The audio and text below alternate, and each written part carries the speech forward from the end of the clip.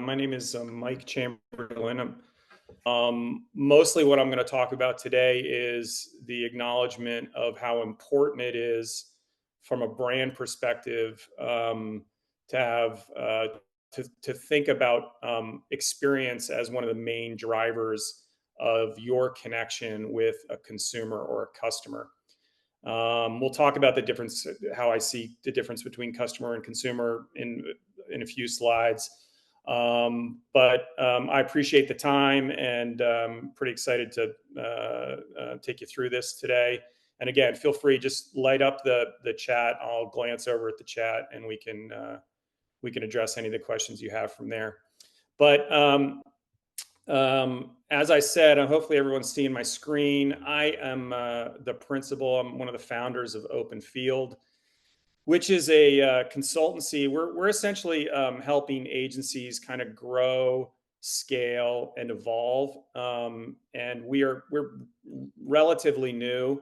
I've literally just stood up the website within the last, I don't even know, month or so.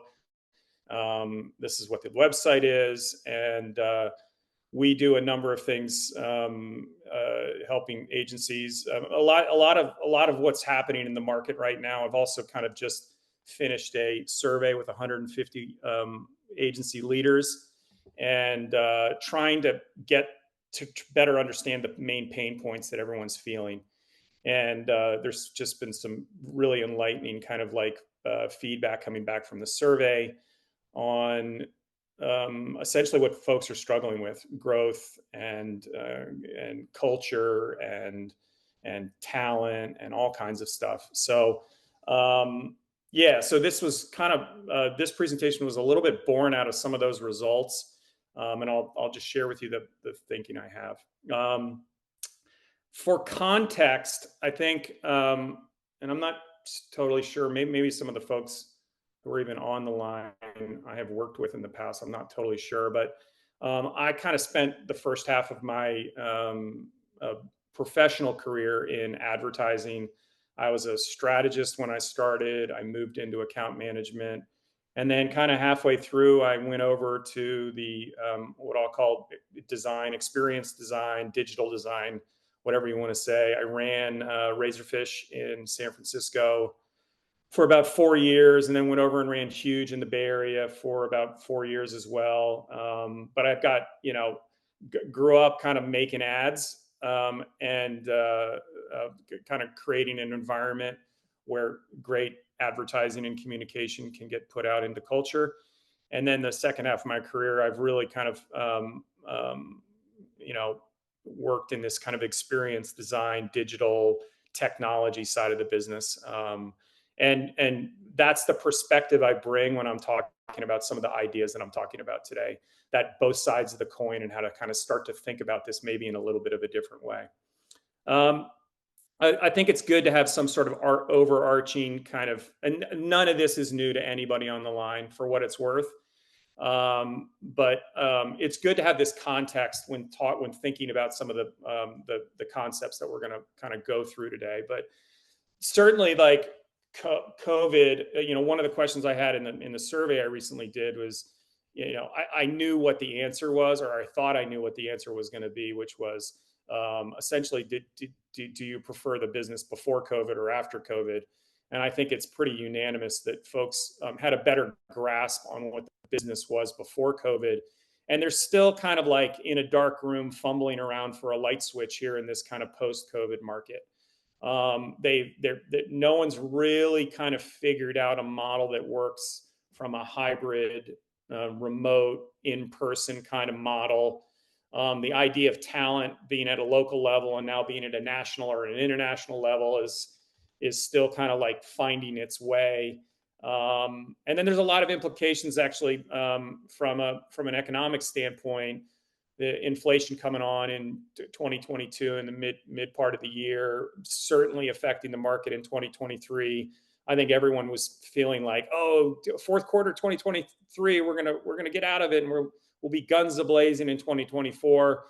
And of course, I think what I've seen and when I've talked to a lot of agency leadership folks, they're talking about just like there's still a big wait and see in the market. And then add on the complexity of that, you've got an election year, and everyone's kind of waiting to see what's going to happen in November, and then inauguration. Hopefully that all goes smoothly this time, and then with the rate cuts, I think you've got potentially a really big year coming next year. What kind of big year and where that money's spent, I think, is debatable, but I think it's going to get back to somewhat normal. I think the other thing is you've got the tech platforms are really. I'm out here in San Francisco, and some of the big markets, Chicago, San Francisco, New York. I think everyone's seen it. Is this kind of there's a lot of talent that's leaving agencies and not going to other agencies, but going to tech platforms, and how they're running their businesses. A lot of effect on not just our industry, but other industries. I'm seeing a lot of data that suggests that the shift in the client spending is they're all going into tech stack and performance marketing and that stuff. Maybe that's up 50-60% in some of the things I've seen, and a lot of stuff I've seen where the communication and advertising and more traditional kind of forms of marketing are down probably pretty close to 50%. And then you just have this consumer empowerment post COVID. You had like DTC brands coming on, e-commerce going from 12% to 22%. It's probably kind of settled in around 16% of total retail revenue, which is in the trillions of dollars. So going even from 12 to 16 is dramatic from a dollar standpoint, and that has massive implications for how consumers interact with brands. So a lot of that stuff you guys already know, but it's good to have that context. So for this first exercise, what I want to do is I'm going to show you some graphs, and then maybe in the chat, folks can just start scratching down some thoughts on what they're seeing. This is not meant to be difficult. This is meant to just make a point, get everyone talking, get everyone kind of like thinking about like what's going on in the market. But I'll start with essentially 3 graphs, okay? And what story is told through these 3 graphs. The first one is looking at luxury auto brands and brand loyalty for those auto brands in 2021 and 2022. And what you'll see is, and this is actually pretty consistent with 2015 through these years, and maybe even 10 years back, this like pretty consistent 40 to 50% brand loyalty for luxury car brands. And you see this, obviously you've got everyone somewhat at the same. I think the Audi takes a bit of a hit. Land Rover takes a little bit of a hit, but everyone knows Land Rovers break down in 4 seconds after you buy them. And then you've got this Tesla kind of shooting up in 2022 into maybe it's almost 70% brand loyalty in 2022. Over 1 year, I think it goes from 38 to 72 based on this JD Power survey. So, well, okay, that's pretty dramatic. What's going on? The next slide is a top selling cars globally in 2023. So after those 2 years of brand loyalty scores, you have the top selling cars in 2023, and the number 1 is Tesla Model Y, and you see the number 10 is the Tesla Model 3. And then you have the usual suspects in there, the Toyotas and the Hondas. You usually see those kind of year on year always being in that kind of top 5, top 10 list globally. Those cars tend to do well, whether it's a recession or not. So yeah, so pretty interesting graph here. And then you've got the third one, which is advertising or marketing spend. And this is mostly an advertising number for automakers in 2022, right?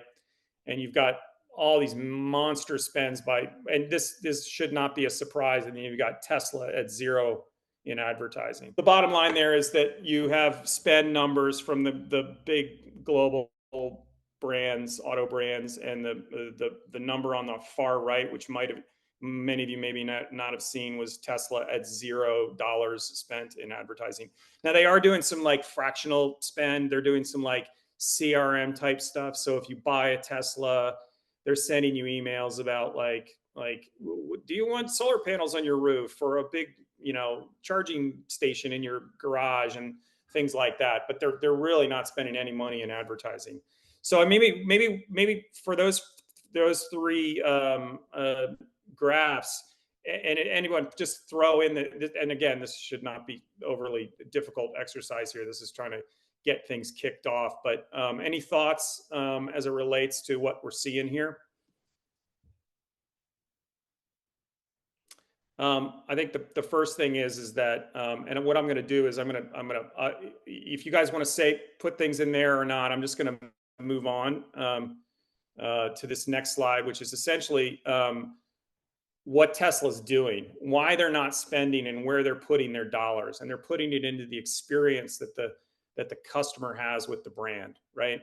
So instead of me like bringing my Audi into the Audi dealership to get fixed, they're actually coming out to your house and at home maintenance, right? Which is really kind of like everything that the kind of the Detroit OEM brands do, right? They want you to go to the dealership. They want you to go get service there.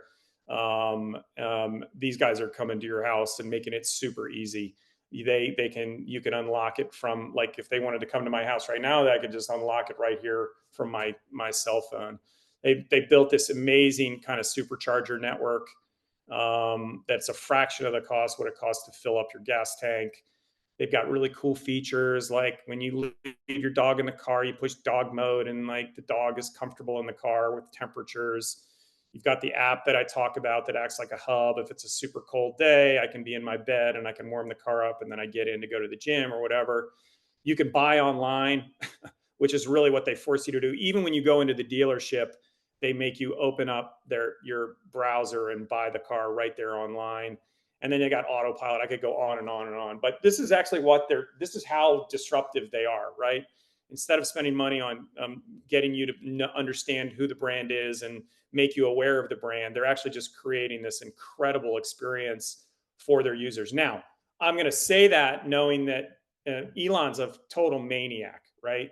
So everyone has their own opinion of Elon, and a lot of people out, where I live, who were driving Teslas for a long time, now see him as a bit of a whack job and are like, I'm not going to buy a Tesla anymore. I'm going to buy something else. And maybe there's another set of people that now like him and want to buy Teslas, and they move their gig factory to Texas and those kinds of things. So there is an Elon factor here for sure, but this is exactly really it's a bit of a sign of the times.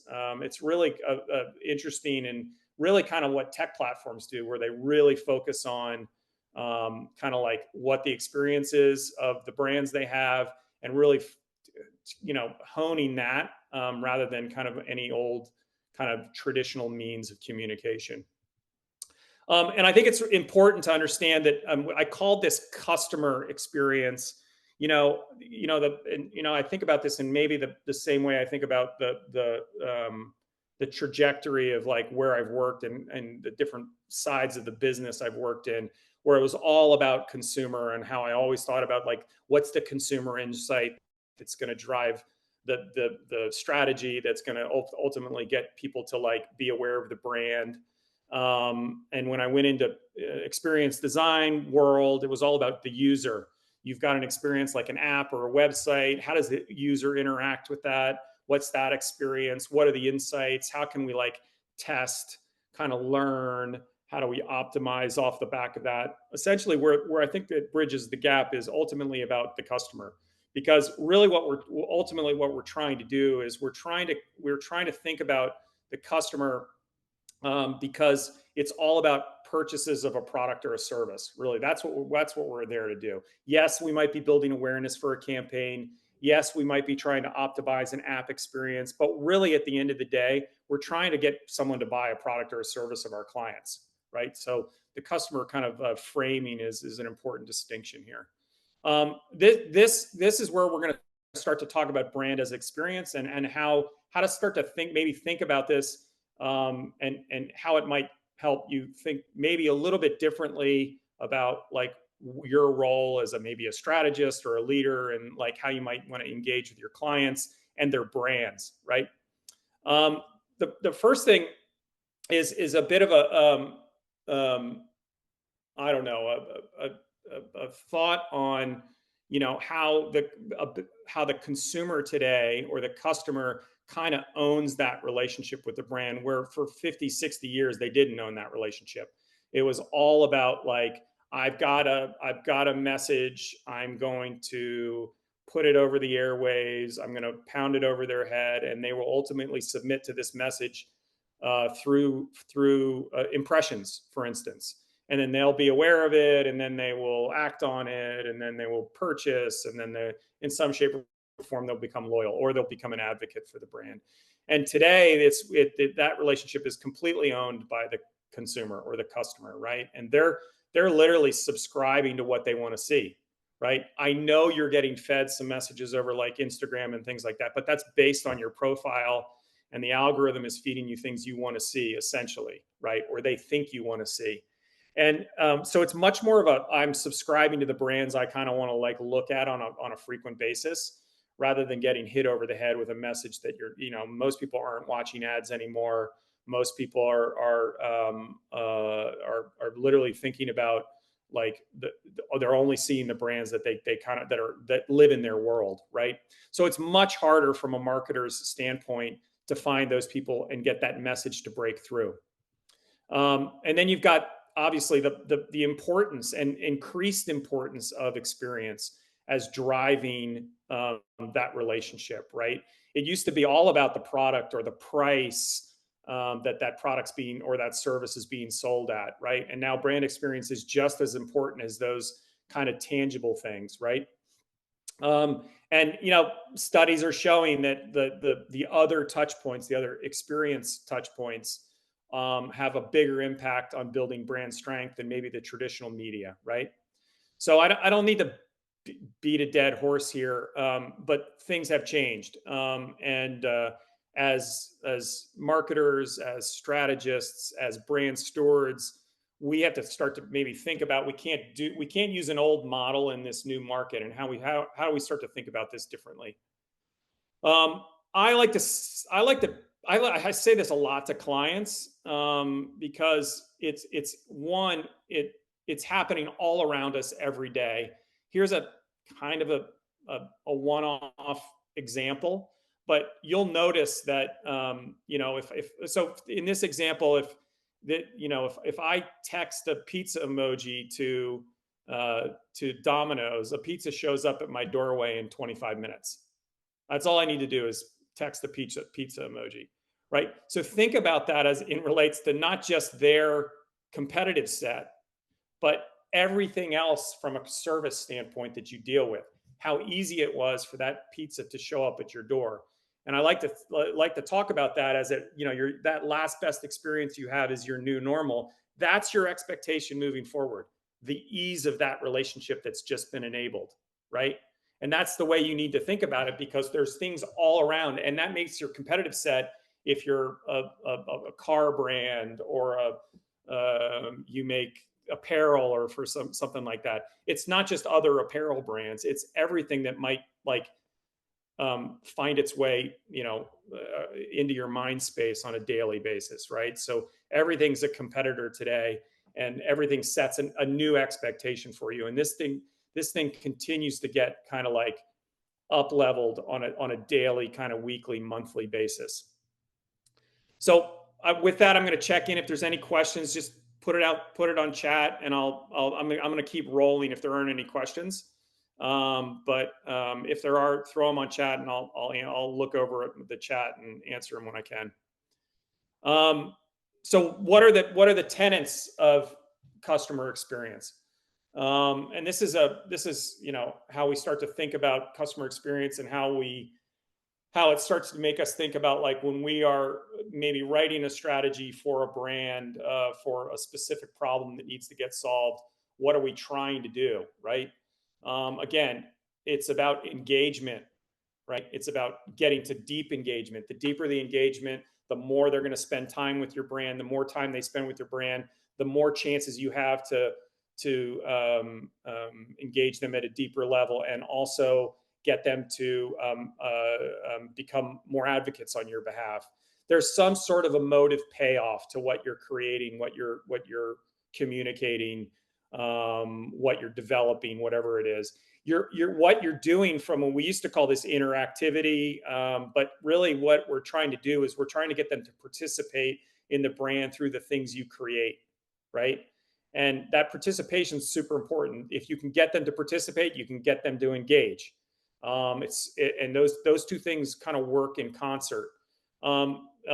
This is from my side of the business that it's like, how do you get to really, really high end, superb, functional performance of the stuff you create? So that is way more focused on things like apps and websites and portals and digital experiences where I'm interacting with it. It needs to be really clean. It needs to, like, the stuff we're creating is essentially cutting out friction in that customer journey that you have. And that has to have really, really high kind of functional performance. Does the thing you're creating align with the brand promise? And then is it in some shape or form memorable? Am I remembering it? Maybe I'm even telling my friends about it. There's tons of examples out in the world that where you're like, oh my God, I just had the best experience. You should check this out. And like, word of mouth gets back to you, right? So that's stuff that you're creating. Now, do you have to hit on all these things at every time? No, you don't. But these are essentially kind of like things that maybe you should look at as a filter for, is it working? So like you start to think about this, and where does this take you, and how does this get to you to maybe some sort of like different way to frame up what you're actually trying to do with brands, right? Rather than maybe it might be, in the oldest form, I'm creating a strategy that's allowing me to get some sort of communication that's increasing awareness for a brand, right? And I think what I've been talking about here is that no longer can brands kind of push that narrative into a user's brain by sheer force. It has to be pulled in with permission and is earned by building a relationship built on reciprocal value between brand and consumer. And that idea that I like to think about here is really what we're into is we're really into the idea of relationship commerce, that reciprocal value exchange. Yes, it's commerce because we are trying to sell a product or a service. And ultimately, the deeper you can form a relationship with that customer or that user or that consumer, it's much easier to sell them that product or service. And when you think about like how a brand might transform, right, where we're getting to differentiation and getting to a more personalized, maybe the feel of a one-on-one kind of approach to connecting with that customer, is really what we're trying to get to. Is we might compete on price, which is not as differentiated anymore as it might be maybe used to be. Do you have a superior product, which is one rung up the ladder? Do you have extra services or interesting content that's getting you there, that's making them think in a different way about your brand? Ultimately, what we're trying to do, and where we think we can get to the most differentiation, and where we think it can feel like it's as personalized as possible, is when we are creating stuff that is enabling relationships. And it makes me think. And again, this is focus group of one here, Mike's take on purchase funnel. So please do not think that this is some like this is the way the purchase funnel is. But it makes me think. This helps me think about my job maybe in a different way when I think about the purchase funnel shifting from what the old school kind of model, old world model of awareness to some sort of transaction, then from the new world model, which is we are essentially either creating experience or pushing customers or consumers to an experience to get them to engage so we can build a relationship. So ultimately they become, the deeper that relationship is, they will become more loyal, and then they can advocate on your behalf. So it makes me think about maybe my job in a little bit of a different way, irrespective of what side of the business I'm in, right? I might think about, like we should be pushing people as much as possible into experiences. We should be thinking about those experiences allowing for deep engagement. And ultimately, what we're trying to do, and where we think we can get to the most differentiation for our brand, is enabling deep relationships. Now, I'm going to talk about some examples, and some ways to reframe, the thought here. But this is just a little bit of a starting point. Again, and it's no big deal here if folks want to just continue to listen and not do these exercises. But if there are any thoughts on like how the creative brief, and I'm using that as a it's not arbitrary here, because I know there's probably a bunch of you that write creative briefs and need to think about a strategy for a brand and how a brand can break through in this like very complex market. But I'll use the creative brief as a bit of a marker. But how does the role of the creative brief change? How might you think about the creative brief, knowing that this market is shifting, how important experience is, how important it is to enable these deep relationships?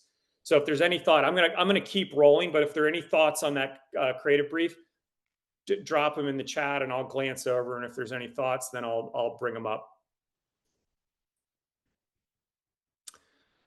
Okay, so what does that mean for implications for our day to day?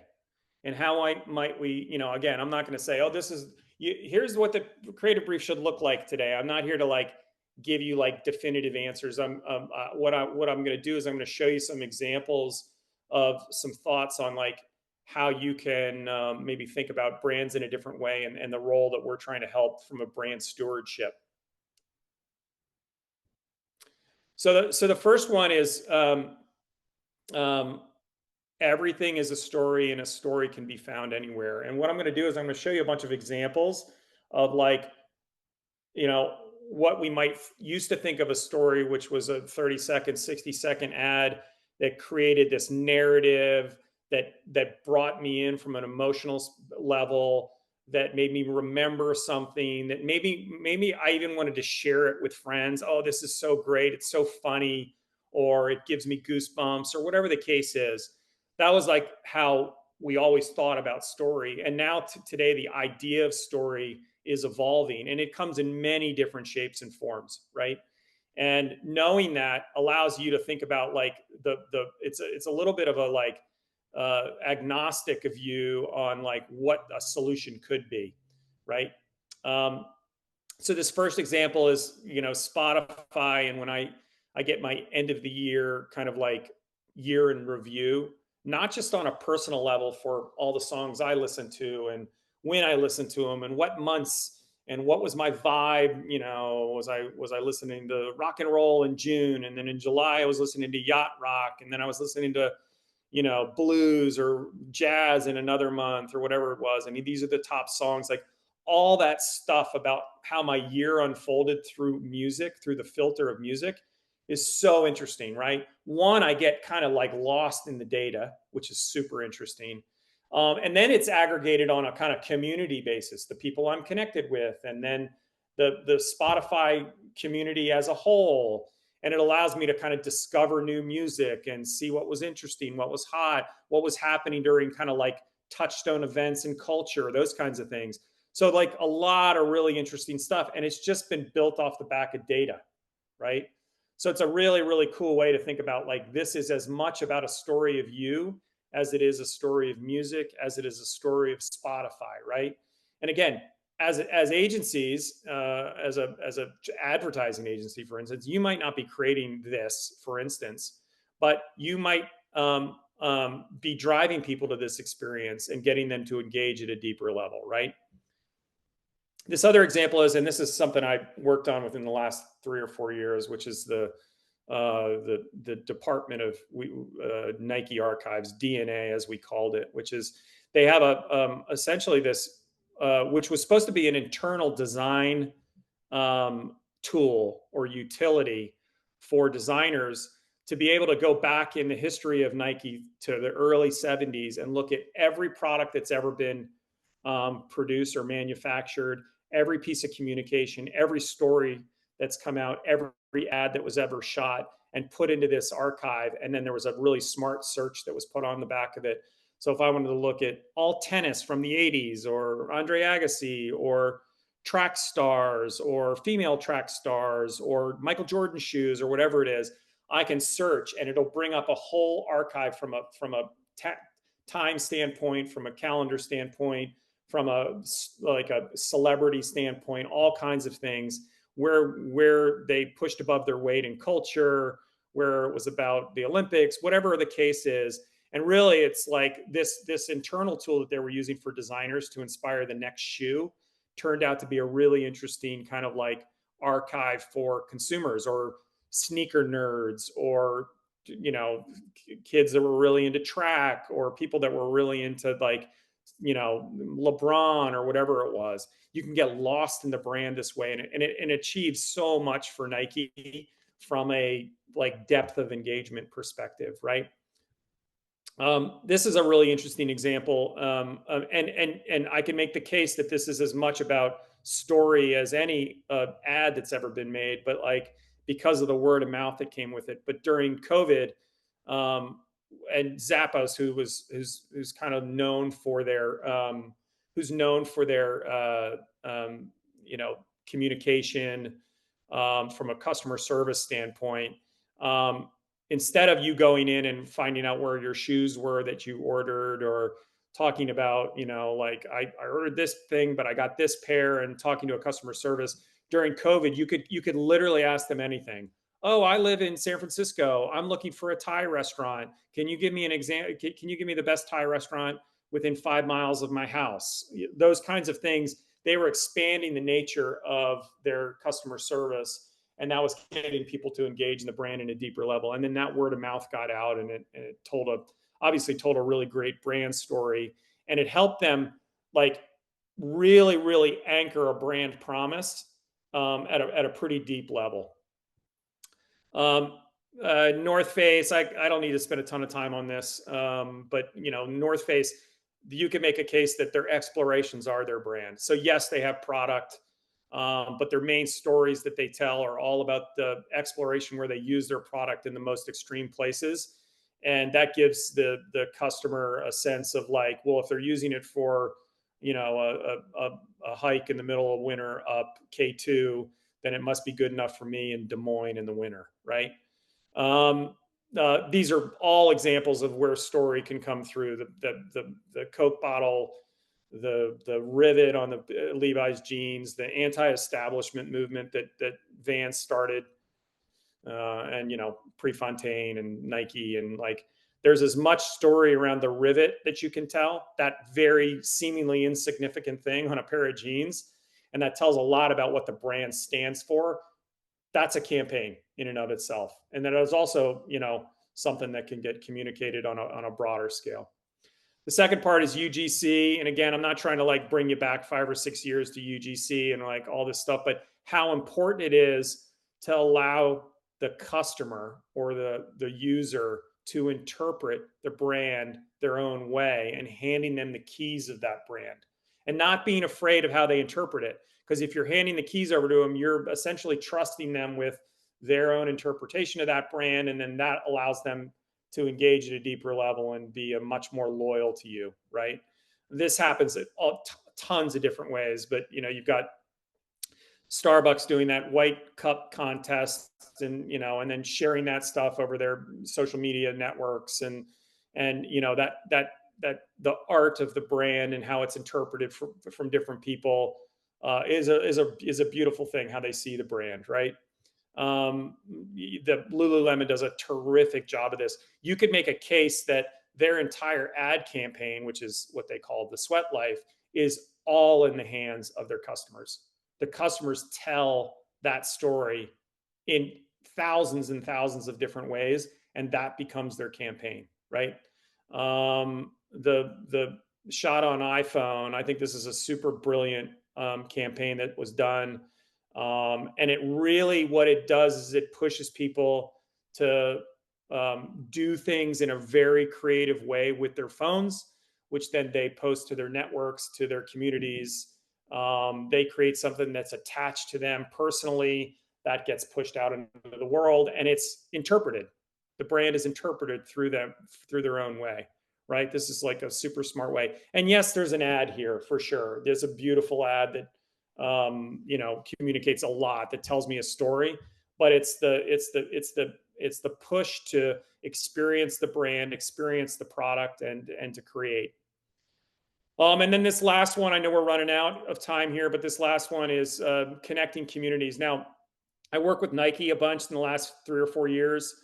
And this is a really big deal for them, about how they've got these big communities like Nike Plus, the runners clubs, and things like that. They're trying to link those communities that are really powerful, very vocal, very loyal to the brand. And they're trying to connect them closer to the commerce side of the house, with the product, with the connection to the product, with it, without being overt and about being selly, but making that connection a little bit stronger. And then fostering that experience under some sort of common bond and allowing it to do the work for them, right? Let the community do the work for you. And you see this all over the place. Jeep's a great example of this. I'm sure everyone's heard of this Jeep Jamboree that brings people together. Those are stories. Those are connection points. There's tons of forums for the Jeep brand. People really, really attach themselves to what the Jeep represents, and they want that representation of what Jeep represents to what they represent in the world and how people see them, right? And then, this last example is the, Lego's use of communities and their forums, and how they create. They actually get a lot of their innovation from these forums. They get obviously deep engagement. People spend a lot of time looking for new ideas. People are allowed to connect with other fans that like similar things to them. That's a whole separate connection that's essentially facilitated by the brand, which makes people more loyal. So what this is doing is these are examples of maybe different ways to think about, like, the role that you're playing as maybe strategists, how to think about driving people to these experiences. A lot of these experiences, I think, agencies can create. You might not have the capability to create an app, or you might outsource that to a production company or whatever. But, like, make no mistake about it, this is where customers are spending their time, and this is what is making them interested in brands. And this might be a bit of a way to think about, a different filter on how you can think about your job from a day-to-day perspective. So I'll leave it there. I think we've got 3 or 4 minutes left. I'm happy to take some questions in the chat. We can certainly, I think my email is likely somewhere on the website. I'm sure my email is somewhere on the website. I think it is at the end on Connect. And my cell phone's there for sure. If anyone wants to call me or text me, that's no problem either, or email me. I'm more than happy to have side conversations. The other piece is just on this survey that I did, I did talk to about 150 different leaders of agencies, from big network shops to small independent shops, from 5 million in revenue to 400 million in revenue, within the past month and a half. It was a really simple kind of like 28 question survey that was a bit of a state of the market. So I'd be more than happy to share any of those results with any of you guys if you want to talk through those as well. There's certainly some interesting insight that's coming out of that. So I'll leave it there. If there are any questions, put it in chat. I'm still looking at chat. But if not, I appreciate the time.